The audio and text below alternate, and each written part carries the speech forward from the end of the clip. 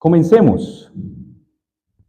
Desde hace más o menos 3 semanas, para los que no habían venido, estamos hablando de algunos personajes bíblicos, especialmente de los apóstoles. Y hemos referenciado hasta el momento a 3. Los que ya han estado, ¿cuáles fueron esos 3 apóstoles que estuvimos viendo, sobre todo su carácter? Pablo, Pedro y Juan. ¿Bien? Estuvimos estudiando un poquito y analizando la vida de estos 3 hombres. Todos ellos con un antecedente y algo en común en el comienzo. ¿Qué era eso en el comienzo, los que ya estuvieron? ¿Qué era lo común de ellos al comienzo? ¿Qué era? Los que ya estuvimos. Su inmadurez, su falta de carácter, a pesar de su fe. Todos ellos tuvieron una fe genuina desde el comienzo, genuina. Ellos creyeron que Jesús, Yeshua, era el Mesías. ¿Bien? Sin embargo, empezamos a analizar que todos tuvieron muchos hechos que demostraron su proceso de madurez, que fue lento, pero fue increíble después de un tiempo. Recuerden que Pablo, por ejemplo, en un comienzo, tuvo grande ímpetu por empezar a hacer cosas. Sin embargo, Dios lo sujetó rápidamente a otros personajes, a otros. Pablo era un tipo que tenía un liderazgo natural. ¿Cuántos de acá tienen ese liderazgo natural? Yo creo que varios de ustedes tienen un liderazgo natural. Pablo era un tipo líder naturalmente, y no solo líder, era estudioso.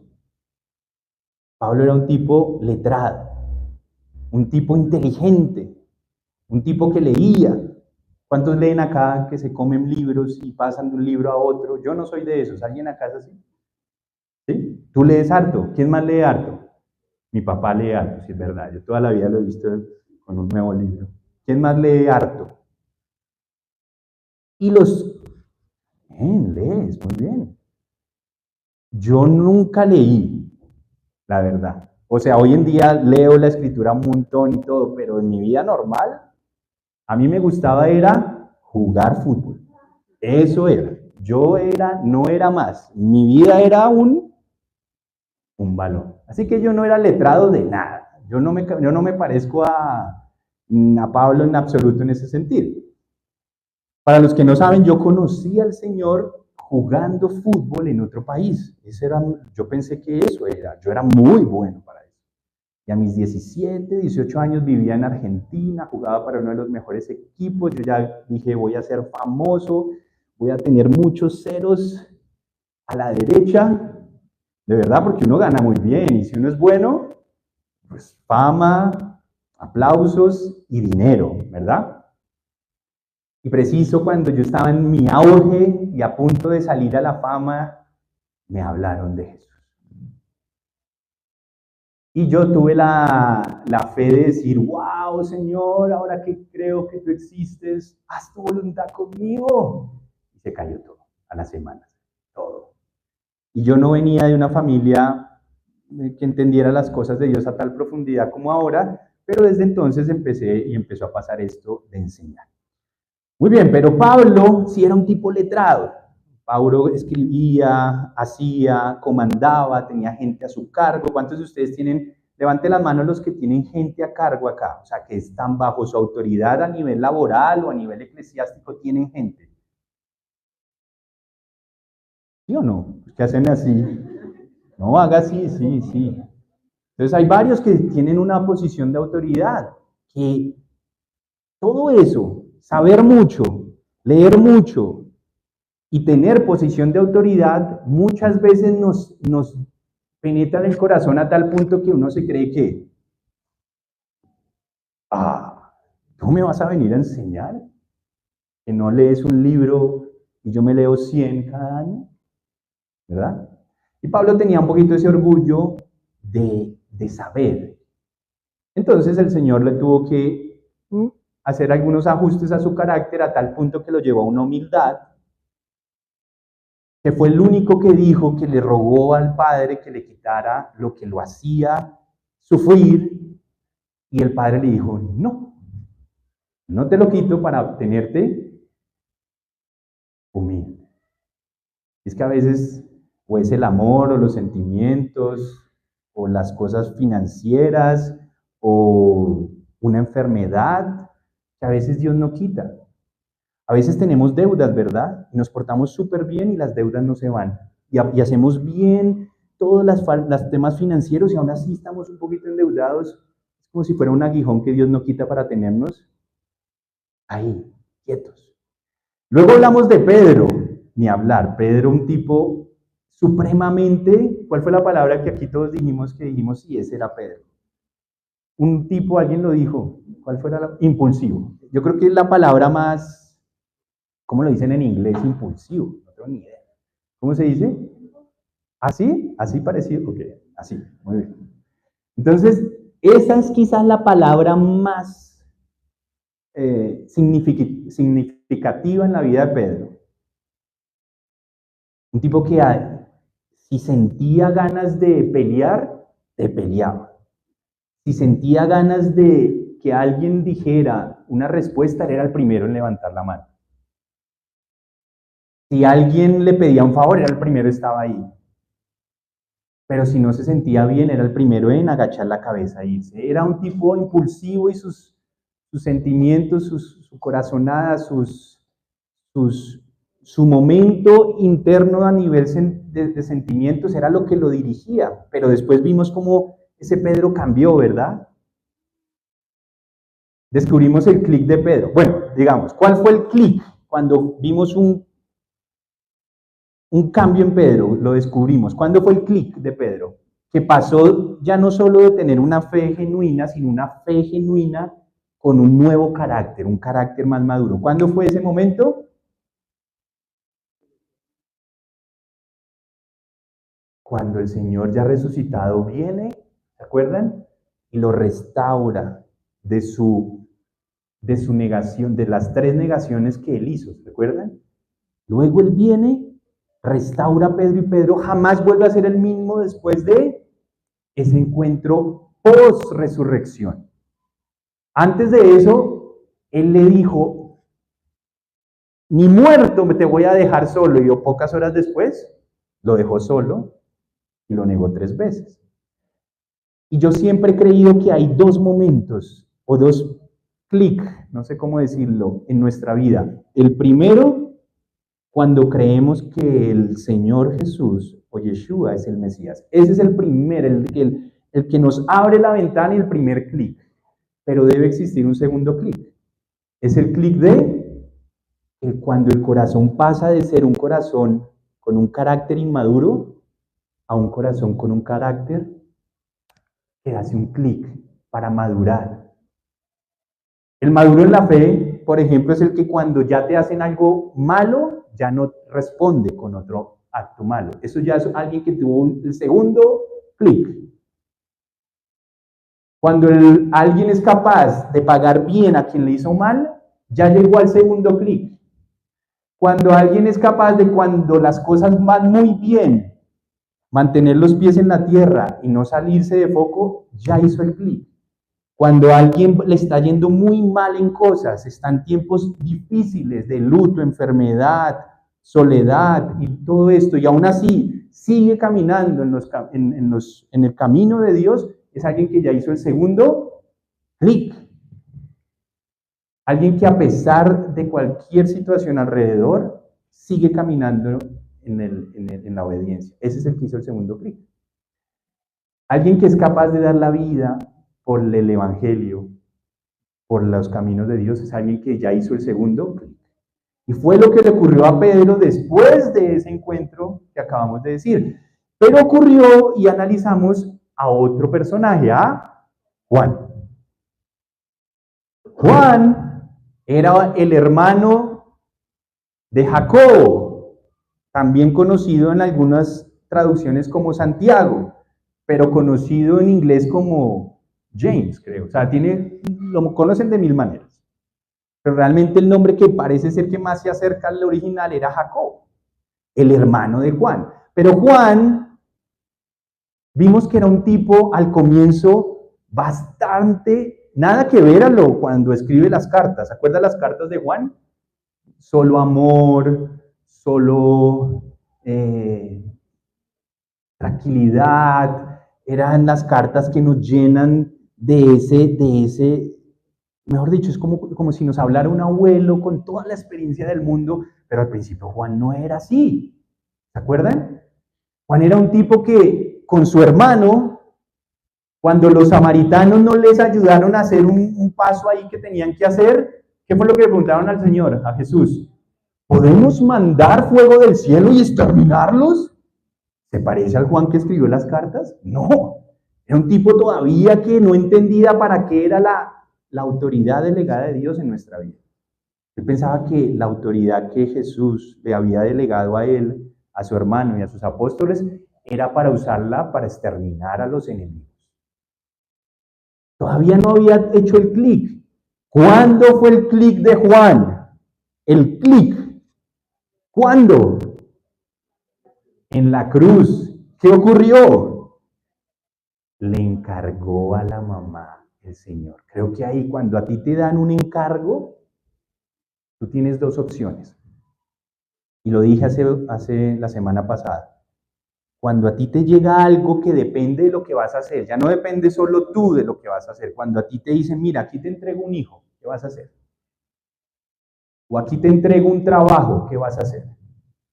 Aquí te entrego una iglesia, ¿qué vas a hacer? Aquí te entrego una posición de autoridad, ¿qué vas a hacer? Cuando a ti te entregan algo y no hay forma de que tú se lo devuelvas a Dios, porque Jesús estaba muriendo en la cruz, ¿no? Y Jesús le dice a Juan, ahí te dejo a mi mamá, nada más y nada menos, ahí te dejo a mi mamá y yo me voy. ¿Qué vas a hacer? ¿Vas a seguir pensando usar el poder para traer fuego del cielo o vas a tener que hacer para cubrir a mi mamá hasta que ella muera? No tenemos registro de qué pasó, pero si hay un momento que cambió algo en él, tuvo que haber sido ese día. Te dejo a mi madre. ¿Qué vas a hacer? ¿Verdad? Te la dejo. Y es que cuando nos delegan algo que depende de lo que vamos a hacer, tenemos dos opciones. O seguimos igual y ese personaje o ese algo que nos dieron va a llevar las consecuencias de nuestra inmadurez, o nos ponemos los pantalones, maduramos en carácter y eso que nos entregaron va a tener la bendición de ese cambio. ¿Verdad? Pero ahora viene un cuarto personaje que hoy vamos a analizar. Y es nada menos y nada más que al hermano. A Jacobo, también conocido como Santiago, o en inglés, James. ¿Sí? ¿Estamos bien? Pero ojo porque el hermano de Juan no fue el que escribió Santiago la carta. No sé si usted sepa que dentro de los 12 apóstoles habían dos con el mismo nombre. Habían dos Jacobos. Estaba Juan y Jacobo, que eran hijos de Zebedeo, y estaba el otro Jacobo, que era hijo de... Uy, ya no se me fue el nombre de ese papá, pero ya se lo muestro.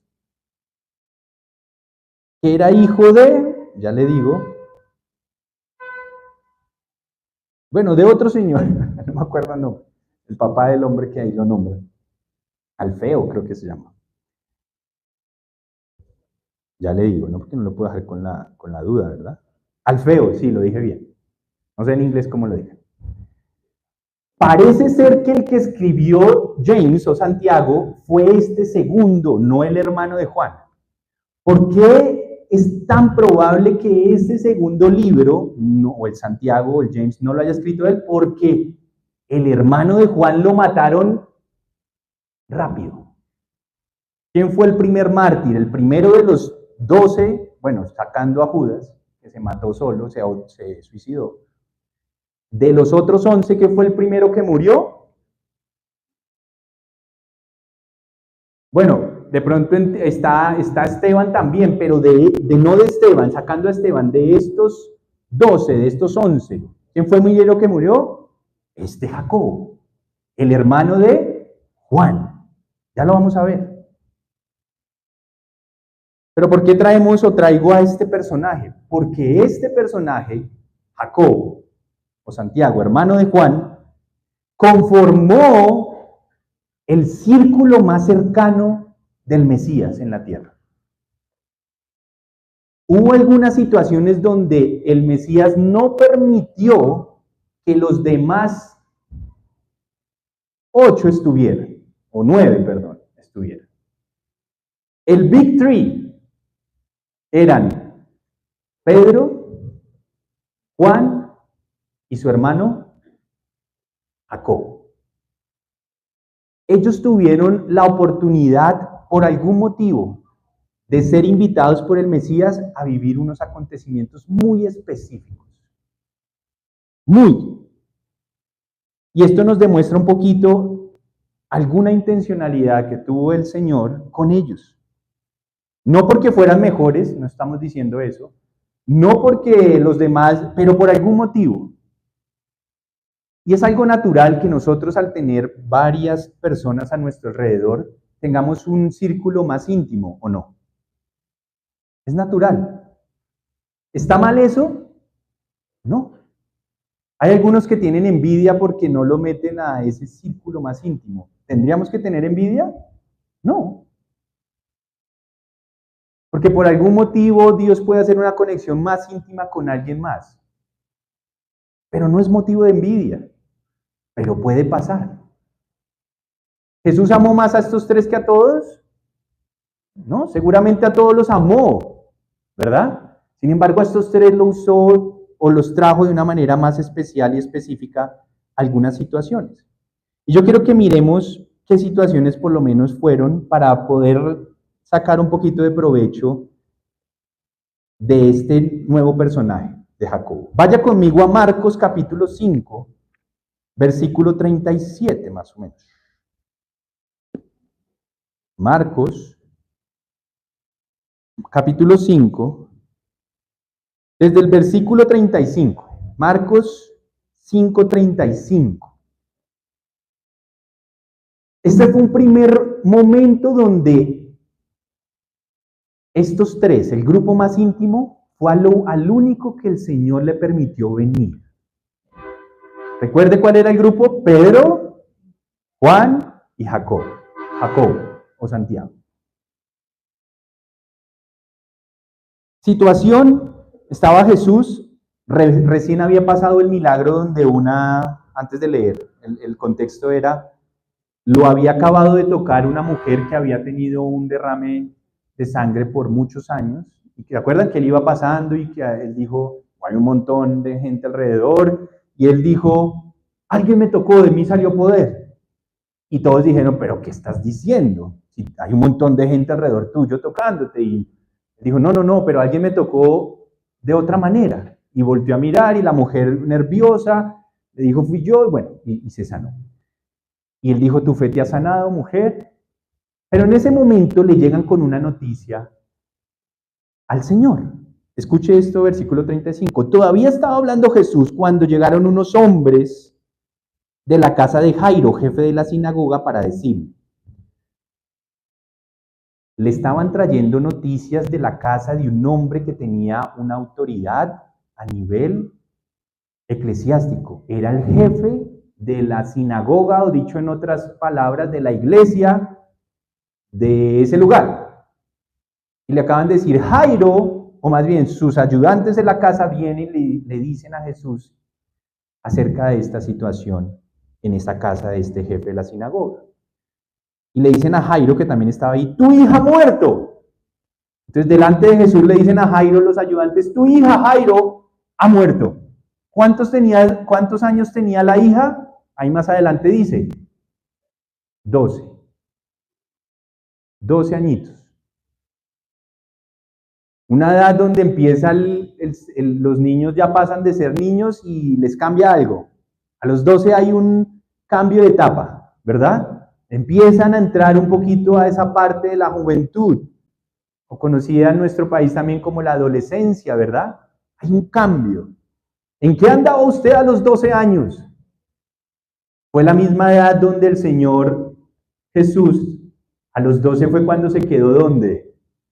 En el templo, que se quedó de todo el grupo y se quedó en el templo y no regresó después de la fiesta que se estaba celebrando, no regresó con sus padres y se quedó a los 12, empezó a debatir con los maestros de la época y los sorprendió, porque a los 12 hay un cambio, hay algo, hay un cambio de etapa. Esta niña, preciso en el cambio de etapa para entrar a su juventud, ¿qué pasó? Se murió. Se murió literalmente. Pregunta, ¿dónde estaba Jairo? Buscando al Señor, buscando a Mesías. Por algún motivo Jairo no estaba en la casa. Jairo estaba entre esos que andaba detrás de la multitud o detrás de Jesús en la multitud. Entonces sus ayudantes vienen y le dicen enfrente del Mesías, tu hija ha muerto. ¿Para qué sigues molestando al maestro? ¿Qué nos quiere decir eso? Que él estaba tratando de hablarle al Mesías, ¿por qué? Para que sanara a su hija. Porque seguramente él estaba viniendo porque su hija estaba enferma. ¡Wow! ¡Qué lección la de Jairo!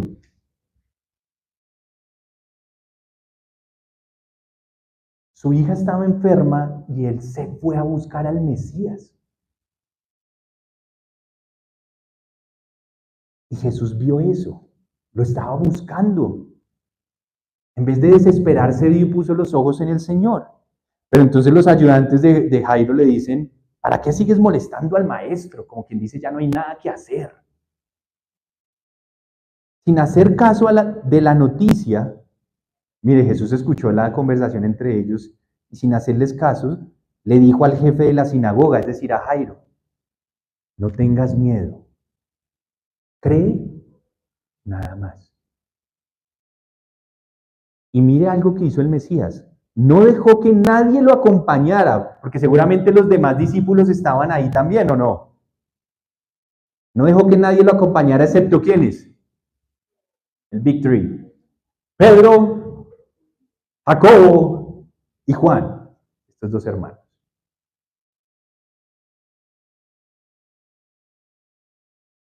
Cuando llegaron a la casa del jefe de la sinagoga, Jesús notó el alboroto y que la gente lloraba y daba grandes alaridos.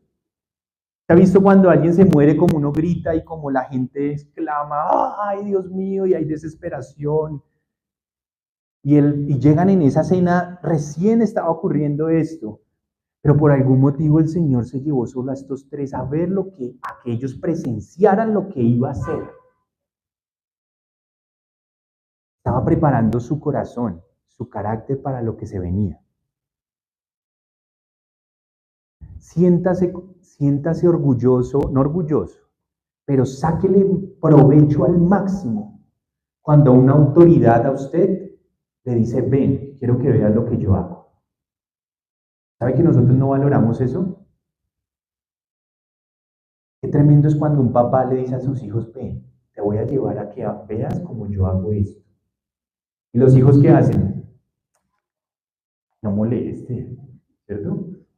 Ya Sandra responde, yo pensé que Sandra estaba en otro punto, ya sí está poniendo muy bien, Sandra. Y uno no le saca provecho cuando el papá le dice a uno, ven, mira lo que como yo lo hago. Cuando un jefe en el trabajo te dice, ven, quiero que veas cómo yo enfrento esta reunión. Y entonces uno dice, no, yo me quiero ir desde el trabajo, qué reunión, ni qué nada, yo agarro mis cosas y me voy para la casa.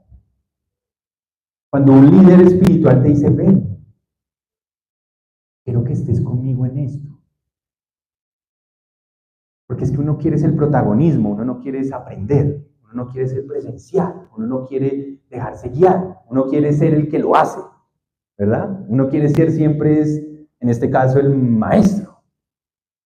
Pero para que ellos, su carácter llegara a donde llegó, Y para que el mismo Jacobo, que iba a ser el primer mártir, tuviera la capacidad de no negar al Mesías cuando lo iban a matar a filo de espada, que ya lo vamos a ver, lo mataron a espadazos.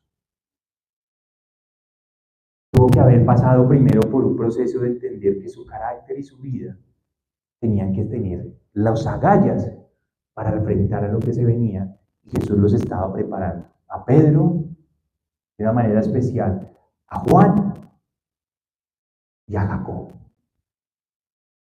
Y los trajo, y cuando llegaron y lloraba y daban grandes alaridos, entró y les dijo: ¿por qué tanto alboroto y llanto?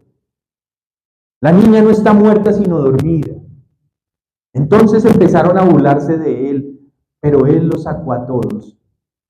Tomó consigo al padre y a la madre de la niña y los discípulos que estaban con él, quienes entraron ya al momento donde él ya iba a hacer todo lo increíble. ¿A quiénes dejó entrar? A las autoridades espirituales de la niña. ¿Quiénes eran? Los papás. Él siempre respetó a las autoridades de cada persona. Por eso cuando uno le va a decir algo o a hacer algo a un niño, a un menor de edad o a alguien que está todavía bajo la autoridad de sus padres, hay que consultar primero con los papás. Si los papás le hubieran dicho a Jesús: no entres al cuarto, ¿él qué hubiera hecho?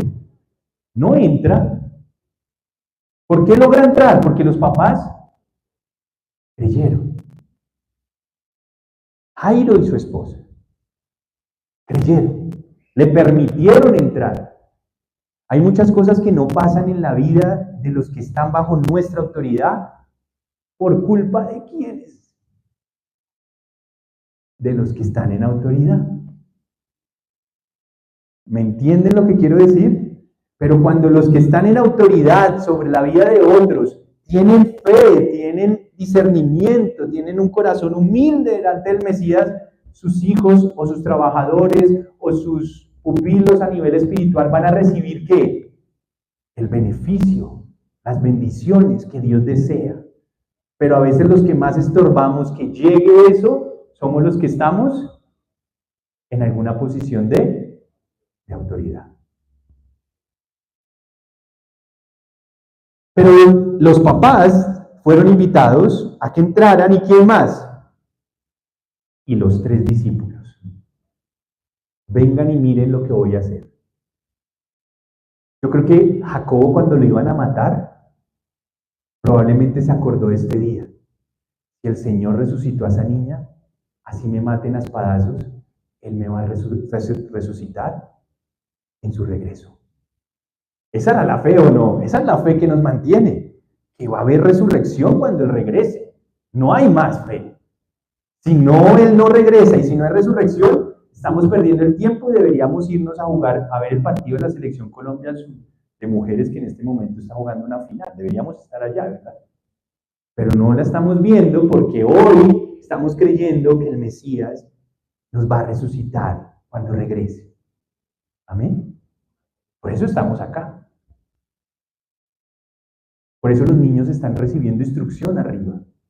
Porque creemos que ellos van a tener que un día probablemente también dar su vida por el Evangelio. ¿O no? Claro. Por eso los estamos preparando.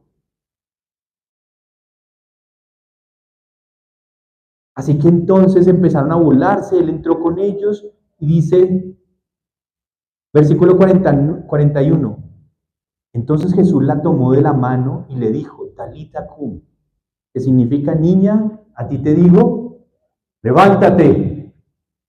¡Wow! La niña que tenía 12 años, ahí está, se levantó enseguida y comenzó a andar. ¡Wow! Ante este hecho todos se llenaron de asombro. Él dio órdenes estrictas de que nadie se enterara de lo ocurrido y les mandó que le dieran de comer a la niña. Tremendo, ¿verdad? Pero tremendo, él no quería que nadie se enterara del milagro que acaba de hacer. Él quería que sus papás recibieran la recompensa de su fe y que sus 3 discípulos fueran testigos de que él era quien ellos habían creído que fuera y que tuvieran los pantalones en el futuro cuando ya no estuviera de un carácter firme, maduro, incluso en medio de la muerte. Él no quería que salieran en los periódicos su milagro. Él no quería que la gente en la iglesia todos lo aplaudieran y entonces dieran más ofrendas. Él no estaba buscando nada de eso, era que sus 3 discípulos tuvieran un encuentro con una enseñanza que jamás los iba o no les iba a permitir ser igual en el futuro. ¿Qué otro momento vivió Jacobo junto con los otros dos, Pedro y con Juan únicamente? ¿Qué otro? Recuérdenme, ustedes ya lo saben. La transfiguración. ¿Se acuerdan? ¿Cómo se dice en inglés ese espacio, ese momento? No sé. Así lo conocemos en español, la transfiguración. Sí, igual, parecido, algo así. Bueno, okay. Ni idea.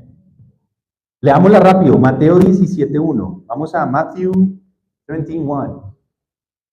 ¿Cómo vieron mi inglés? ¿Cómo lo vieron? Yo no tengo el mejor inglés, pero me hago entender a las malas, como sea. Muy bien. Mateo 17:1. Interesante que Jesús seguía entrenando a estos 3 de una manera más enfática. Miren, 6 días después Jesús tomó consigo a ¿quiénes? Pedro, Jacobo y Juan. Así que no seamos envidiosos si no nos toman.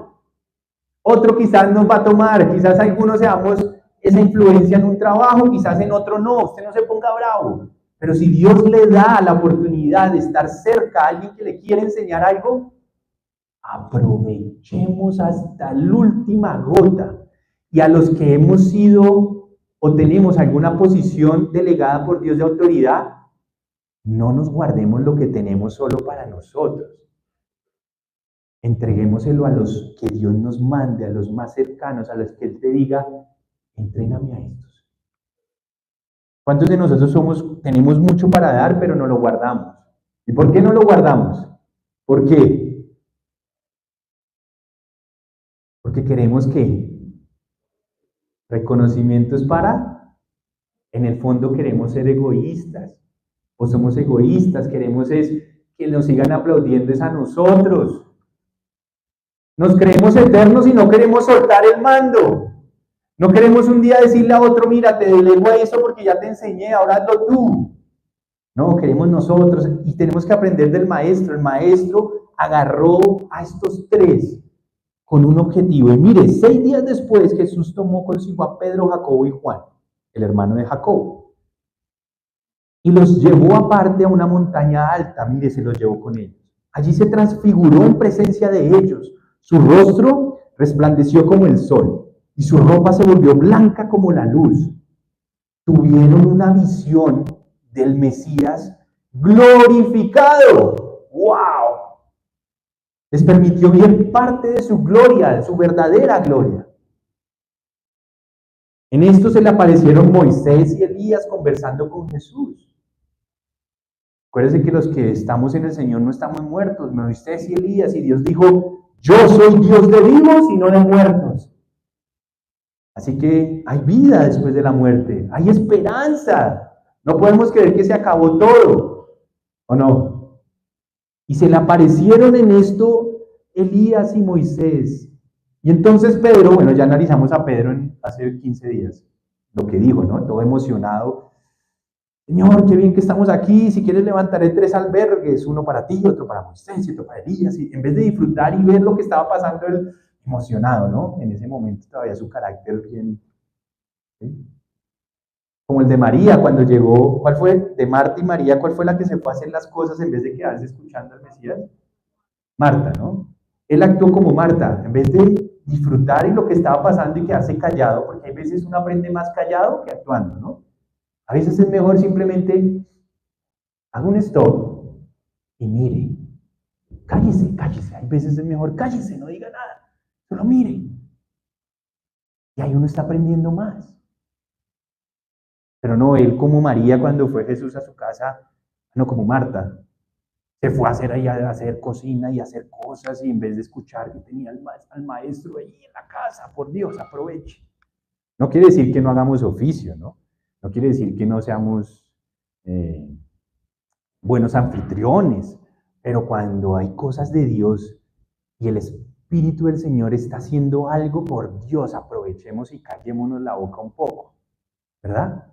Queremos enseñar a toda hora y nunca escuchar. Queremos siempre a tener el protagonismo en vez de un día parar.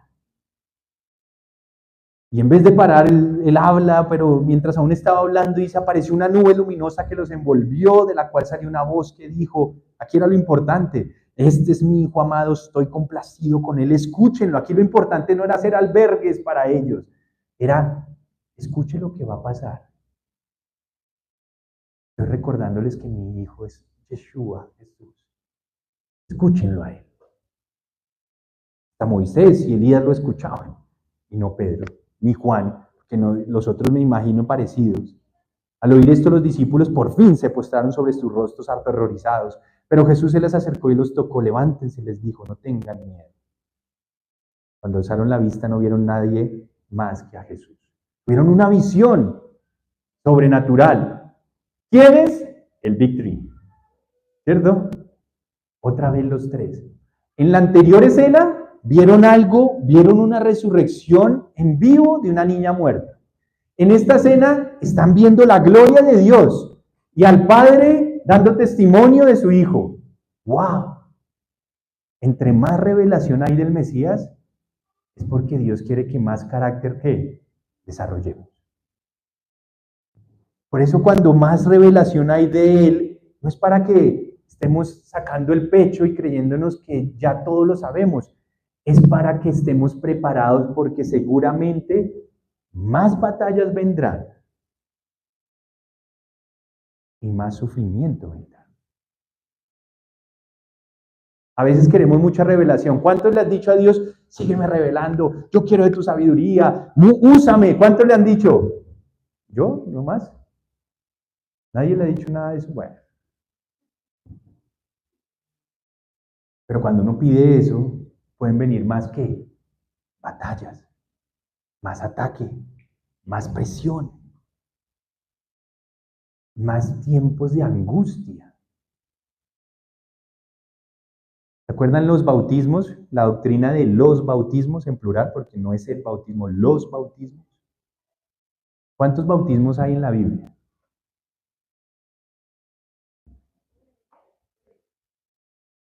¿Cuántos?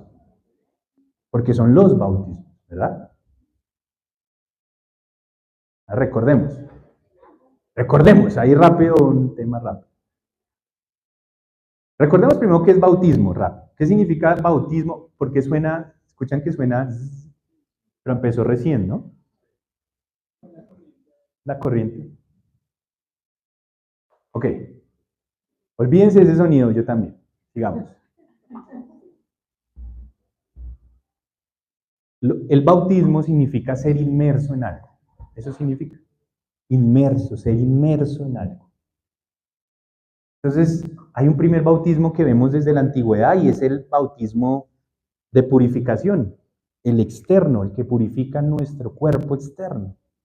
Entonces iban a un lugar, se sumergían por varios motivos. Habían motivos de impureza en su cuerpo, venían de una enfermedad, temas sexuales también iban y se purificaban, incluso temas de enfermedades. Y es un poquito parecido a lo que hoy ocurre.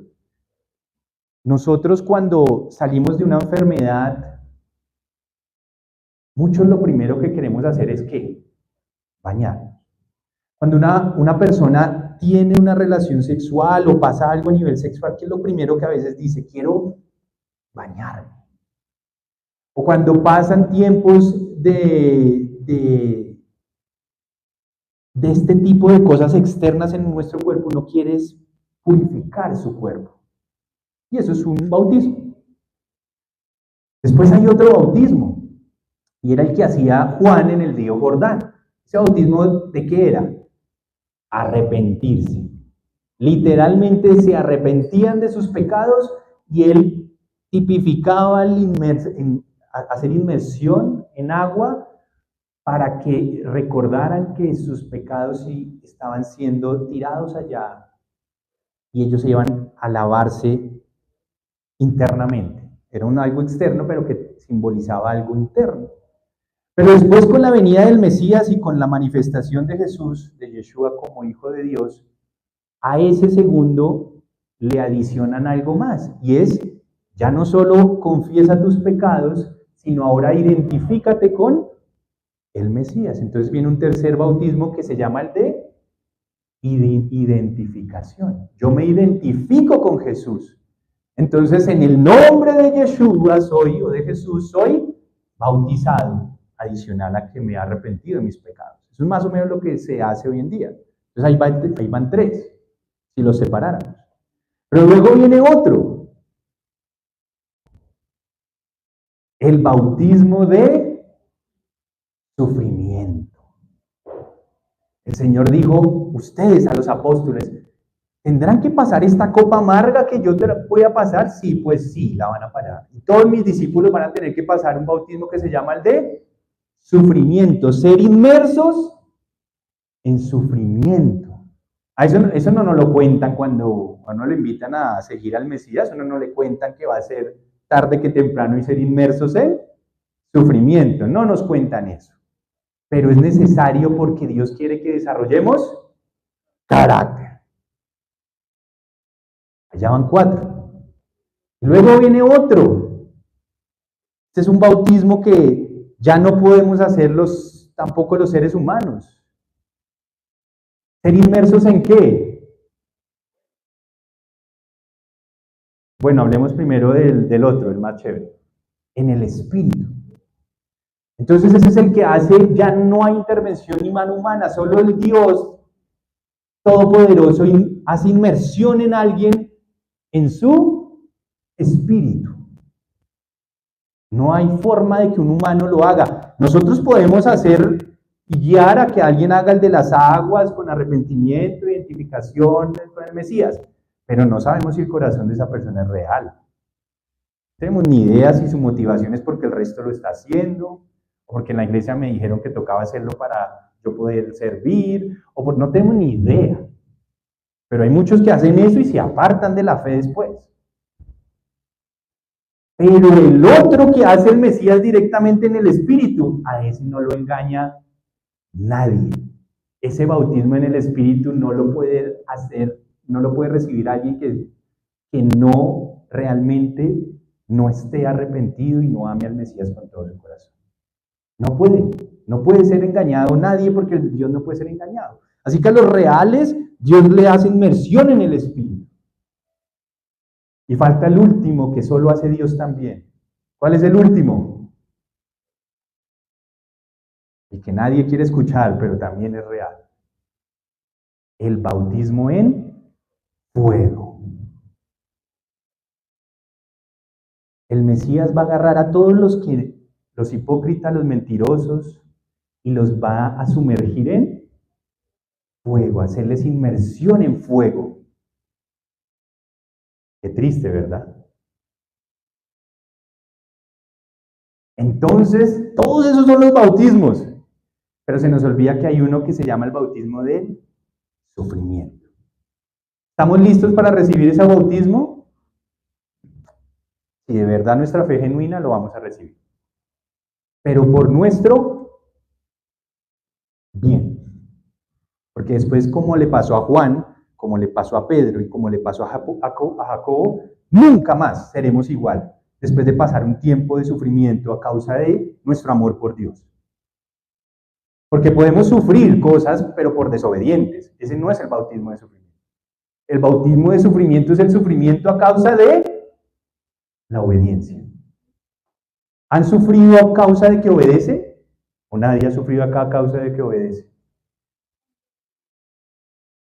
Puede quitarte todo. Y no es que te quite, pero puede hacerte pasar un tiempo a pesar de que lo estás haciendo bien. ¿Se acuerdan José? Joseph. ¿Cuánto bautismo de sufrimiento pasó el hombre para llegar a tener el carácter que necesitaba Dios, para lo cual lo creó. ¿Cuánto bautismo de sufrimiento pasó?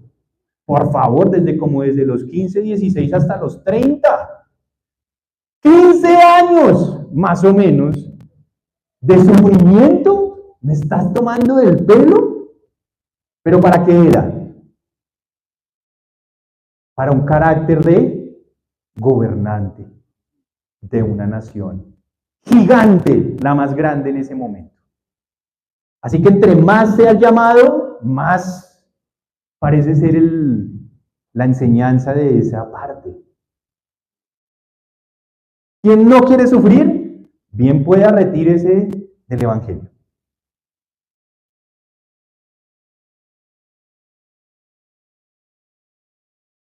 Y así que el Big Three, o estos tres personajes, vieron al Señor glorificado. Y que hubo una otra oportunidad, la última, donde estuvieron solo los tres. ¿Cuál fue? En el Getsemaní, antes de que lo entregaran. Vamos a leer solo los tres. Mateo 26, 37. Vaya conmigo. Y vamos a ver la última, para ir ya terminando este proceso de charla y de entendimiento. 26, 37. Bueno, vamos a leer desde el 36. Mateo 26, 36. ¿Estamos listos? Aquí bien.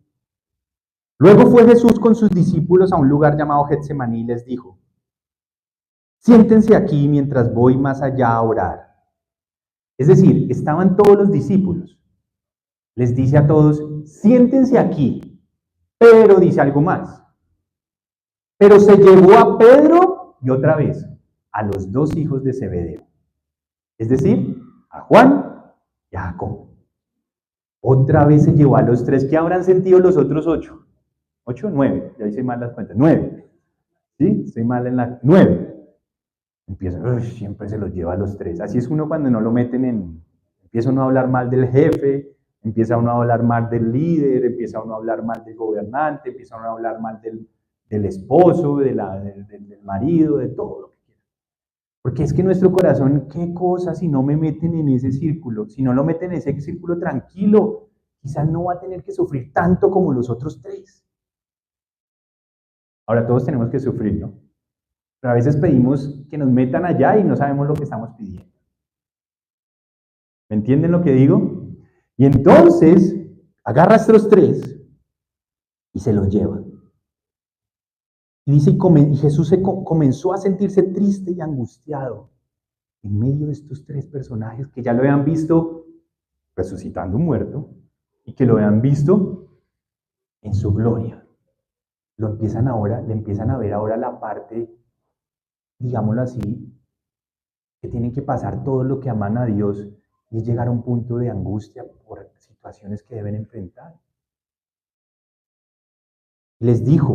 Jesús les dijo esto a ellos tres: está la angustia que me invade, que me siento a morir. Quédense aquí y manténganse despiertos conmigo. ¿Qué les estaba? Era una última lección. Una última lección. Les estaba diciendo: necesito que aprendan a qué. ¿A qué? A resistir conmigo. Acompáñenme en mi sufrimiento. Él no le dijo eso a los otros 9. Los otros 9 quizás se durmieron, ¿verdad? Estaba tarde, cansados. Él no les dijo a los otros 9, mantente firme, no te vayas a dormir. No, le dijo a estos 3, por favor, ustedes 3, que ya me han visto, que ya han sido testigos, que los he entrenado, no se duerman, quédense conmigo. Cuando a nosotros nos pide alguien que estemos con ese alguien en un momento de crisis, parece que no entendemos y no tenemos empatía. Y seguimos no entendemos que nos está Dios tratando de dar una lección de estar ahí firme y enfrente, como decimos acá, del cañón, ¿verdad? Cuando alguien nos dé la oportunidad de sufrir con él y nos invite a sufrir con él, aprovechemos. Porque hay algo detrás que está pasando. Hay una intención de Dios, ¿o no?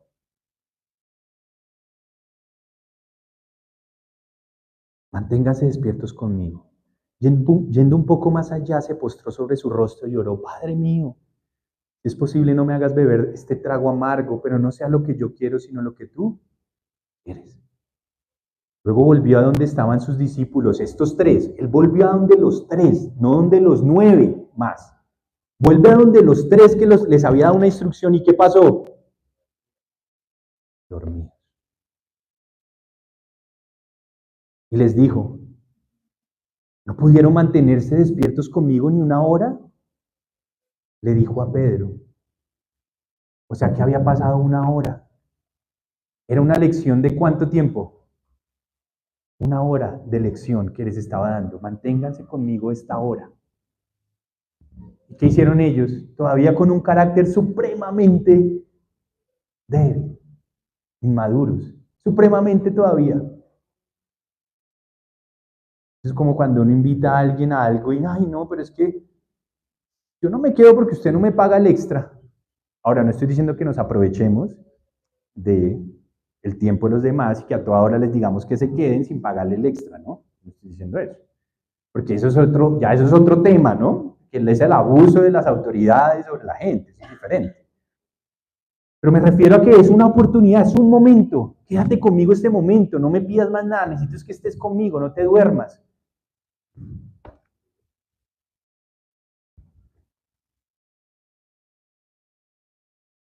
Les dijo y les da una lección. Hay una lección de vida acá. Estén alerta y oren para que no caigan en tentación. El espíritu está dispuesto, lo que yo he puesto en ustedes está dispuesto a mantenerse alerta, pero el cuerpo es débil. Ese sí no quiere mantenerse alerta. Y les dio una lección que seguramente iba a tomar sentido en ellos, era después, porque fueron tipos de oración, ¿verdad? Fueron tipos de ayuno, fueron tipos que en la cárcel se permanecieron firmes, fueron tipos que en medio de la amenaza de muerte ya no huyeron. Y vamos a ver cómo terminó Jacob. Después de que Dios le entregó 3 momentos únicos junto a Pedro y a Juan, lo último que sabemos de Jacob, porque no tenemos más evidencia, no hablan más de él después de esto, es lo que pasó en Hechos. Hechos capítulo 12, versículo 1. Aquí vemos lo último que sabemos de Jacob. Porque como les digo, parece ser que él no fue el que escribió el libro de Santiago, sino el otro que se llamaba igual que él. Así que esto es la última evidencia bíblica de Jacob. No sabemos qué pasó en ese lapso desde ese día que se durmió, que fue el último, previo a la muerte del Mesías y posterior resurrección. No sabemos qué pasó de ahí hasta este momento, pero lo único que sí podemos discernir es que este hombre había cambiado. Porque no huyó de la persecución de Herodes en ese momento, no huyó. Escuchen, en ese tiempo el rey Herodes hizo arrestar a algunos de la iglesia con el fin de maltratarlos. A Jacobo, hermano de Juan, este personaje, no lo maltrató nada más. ¿Qué le hizo? Lo mandó a matar a espada. No sabemos si Jacobo pudo salvar su pellejo, como decimos nosotros. No sabemos si él pudo huir previamente, pero lo que sí sabemos es que este varón dio la vida por el Mesías. Y entendió seguramente esos 3 momentos únicos vividos con Pedro y con Juan para mantenerse firme en el momento que ya no debía huir más. Mataron a Jacob. Fue el primer mártir de los 11, quitando a Judas, que previamente se había ahorcado. ¿Veremos a Juan en la resurrección de los muertos? Perdón, a Jacobo. Claro. Una pregunta clave, Jacobo, ¿y usted qué hizo después de la negada hasta que lo mataron? Cuénteme. Que yo quiero ver usted cómo maduró. Seguramente nos va a decir sí. Cuando me iban a matar, me acordé del día en que nuestro Señor, tu Señor, lo que tú leíste, resucitó a esa niña y yo sabía que me iba a resucitar. No tuve miedo. Aunque quizás sudaban mis manos, sudaban mis pies, me acordé del día que en el Getsemaní el Señor me dijo, mantente alerta para que no caigas en tentación. Y recordé eso y yo hice lo mismo. Y aunque me mataron, aquí estoy. Lo logré. Ojalá desarrollemos ese carácter y dejemos de estar en esas, perdónenme la expresión, bobadas que nos hacen perder el tiempo como hijos de Dios. Es que no me miró, es que no me llamó, es que no me saludó, es que no me escribió, es que cuando le pedí el favor, se le olvidó. Y por eso me aparté de la fe. Cuando vemos ejemplos tan claros de que Dios tiene algo mucho más profundo que una vida en congregación donde si no me miras, o una vida en el trabajo y claro, el jefe me pidió esto y me levantó la voz un poquito y yo lo que hice fue levantársela al doble y por eso no tengo trabajo hoy. Wow.